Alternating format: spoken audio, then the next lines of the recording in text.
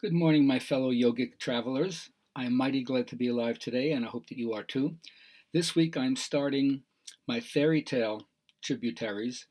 I'm going to do 5 male initiation tales this week, and then 5 female initiation tales next week. Remember, all these tales are wisdom teachings.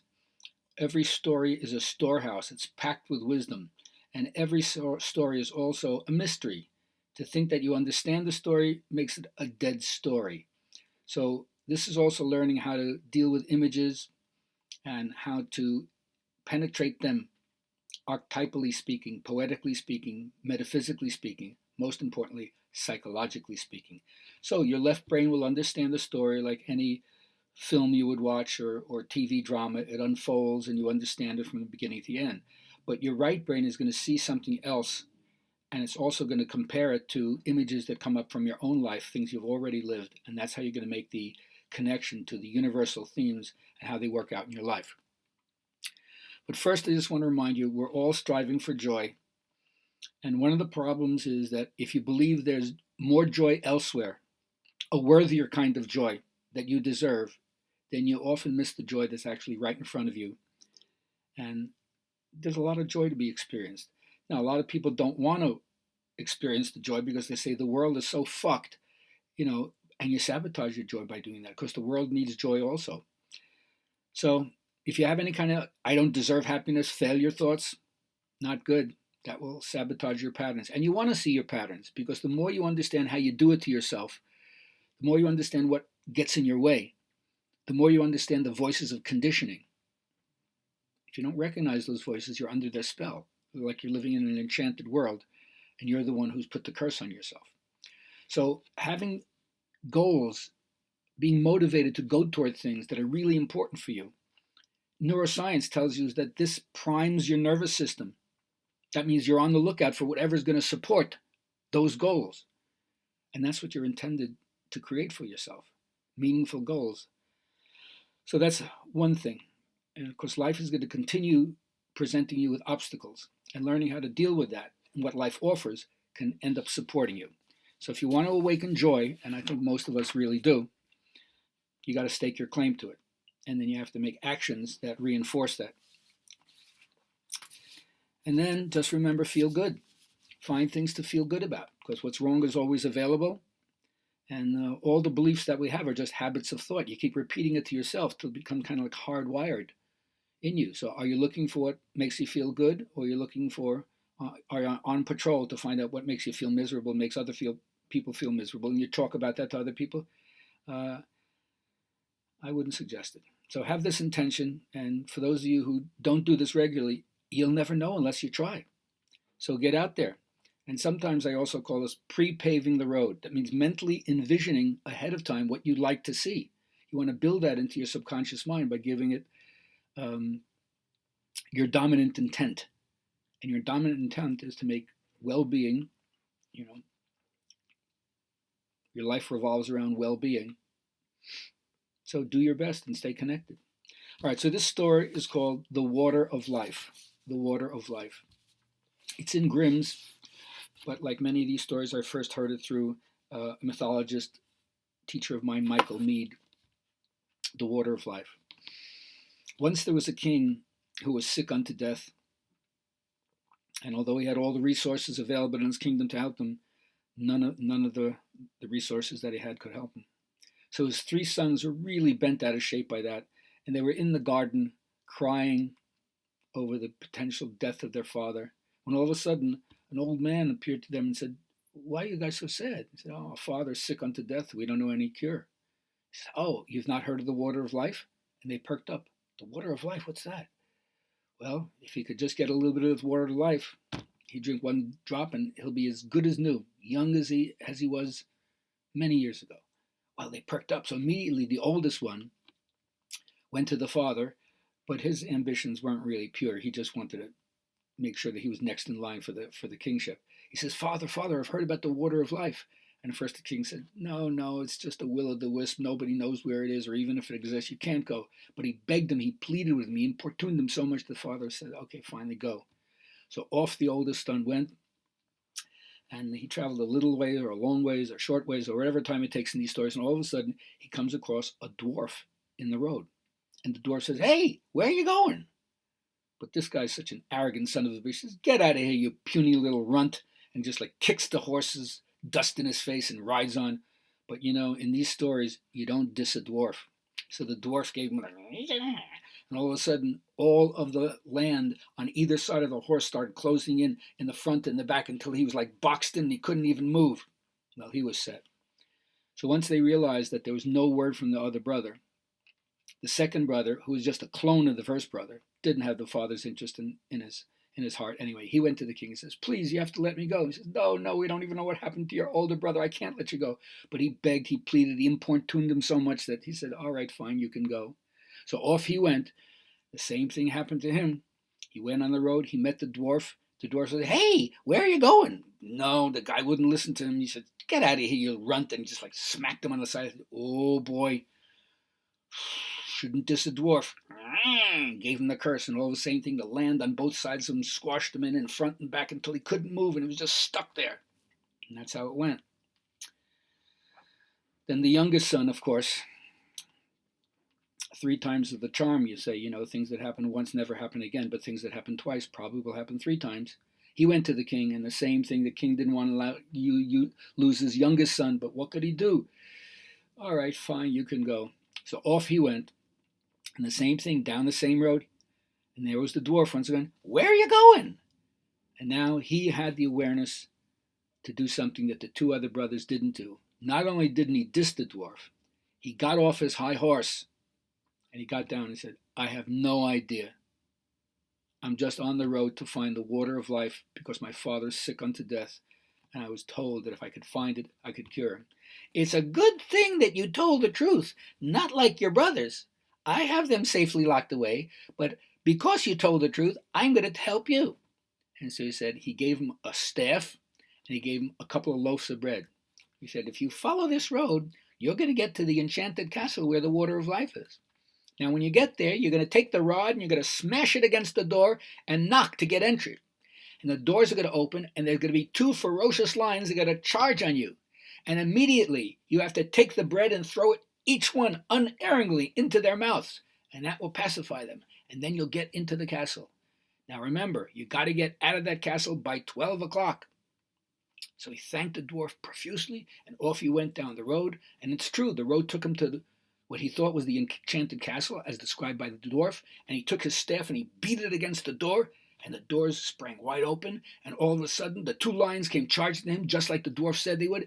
And because he was skilled in javelin throwing, he unerringly threw each one right into the mouth of the lions, and they pacified themselves, and he walked into the castle. Now, when he got into the castle, he saw this amazing thing. He saw all these knights frozen in stone, petrified, and yet each one of them had a gold ring on their finger. So he took the gold rings off all their fingers and pocketed that, and he walked further into the castle, and all of a sudden he came to a beautiful room where there was a fountain with water flowing all over it. And all of a sudden, a beautiful princess came out and said, "You have made it this far. Let me tell you what's going on." He said, "Pray tell me."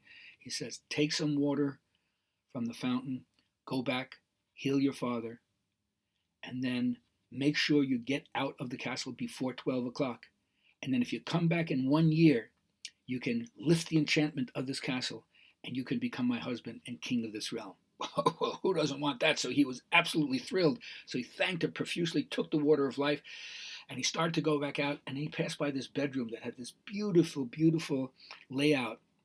And he said, "I'm really tired from this thing." So all of a sudden, he went down in the bed and he fell asleep. And then a few minutes before 12 o'clock, the chimes in the castle started beating. And then he realized, oh my God, it's almost 12 o'clock. I got to get out of here. And so he rushed to get out of the castle without spilling a drop of the water of life. And then all of a sudden, as he got through the portcullis into the castle, it came down and clipped his heel. And he lost a piece of his heel. But he got out of the castle. But now he was limping along with every step that he took. Nonetheless, he went back. And as he was going back to the castle, he met the dwarf on the road. He says, I see that you've got some really good things for you there. Well, that's really wonderful. Well, I want you to continue to have this staff and have this piece of bread, because with this staff you can defeat any army, and with this bread you can always nourish people. It'll always replenish its supply. It's inexhaustible, and you can feed people. No one will go hungry. So, thank you so much. But what about my brothers? Oh, I have them locked up safely. They're not going anywhere. No. I mean, we started this quest together as brothers. We have to finish this. You're making a mistake. They're wicked. I wouldn't trust you. I wouldn't trust them. But all right, just because you listen to me, I'll let them go. So he freed the brothers, and all of a sudden, the brothers are up on the road, and they meet each other, and they're thrilled about it. And when they hear the story of the young brother, they pretended they were happy, but in their hearts, they were green with envy, black with rage, and they plotted against him. So they found a way to a ship to take them back to their father's land, and on the way they came across a number of kingdoms, and each kingdom was being besieged by an enemy from outside, and the people were like starving because they had stopped all the supplies coming into the city. So they're almost dead from starvation and also about to be defeated. But the younger brother came, and with his staff he helped the kings of those countries defeat the enemy, and with the bread he fed the people and saved their lives. So this happened a number of times. And so he was looking pretty good, but the two older brothers didn't like what was happening. So they conspired with each other. So while the younger brother was sleeping during one of the trips, they changed the water of life for seawater.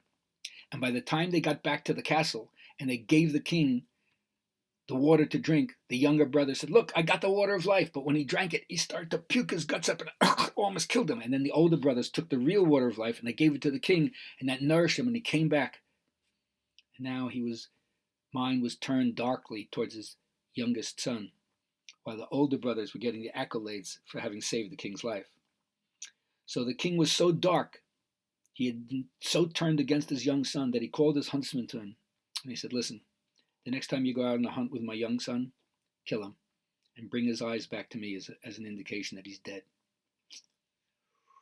Well, the king gives you an order. What are you going to do? So the huntsman went out, and as he was hunting with the young son, the son realized there's something wrong. His energy is not right. I mean, this guy has been with me since I've been a small child. And he asked him, "What's wrong?"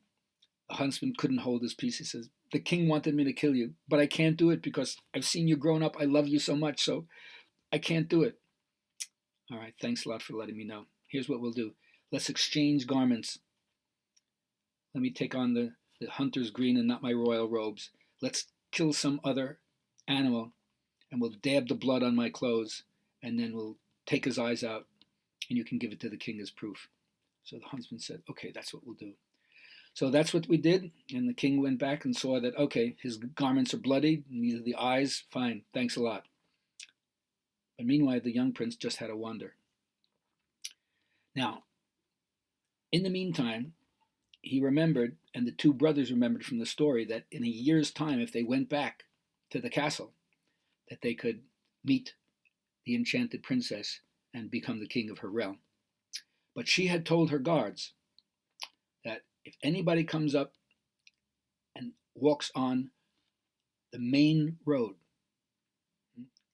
doesn't walk on the main road, which is paved with gold, you can give them a good thrashing and send them on the way. So the oldest brother, following the instructions of what the younger brother told him, he got up to the castle. But when he saw that the main road into the castle was paved with gold, he didn't want to mess up the gold at all, so he went on the side road to the right. And when he got there and the guards saw that he didn't come up the main road, they gave him a good thrashing and sent him on his way.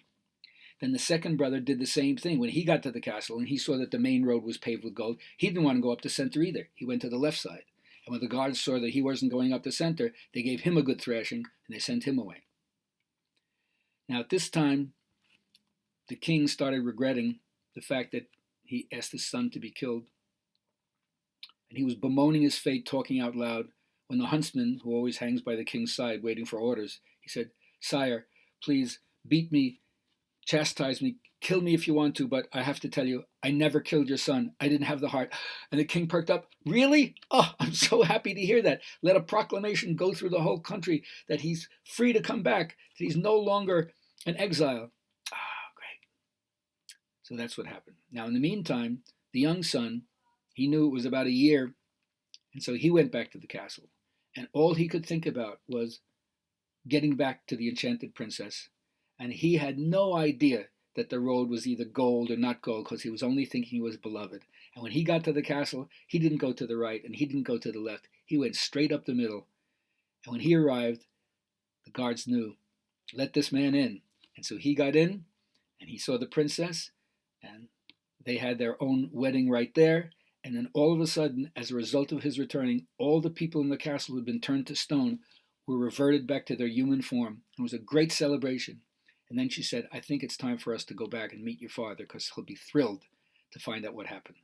And so that's what they did. They traveled back to the country where the father was king, and he introduced his new bride, told him the whole story, and told him how the brothers had forced him to be silent on threat of death. And so now he knows the truth. And the king wanted to punish the other brothers, but they had already slipped away, never to be seen again. And that's the story of the water of life. I hope you enjoyed it. And anybody would like to discuss any of the symbols in that story, because I'm not going to tell you what the story means. It's like Freudian. If I give you the clue to the story, then all of a sudden the images don't run around in your head. You've chopped their legs off and it can't work for you. But I hope that you see some interesting parallels.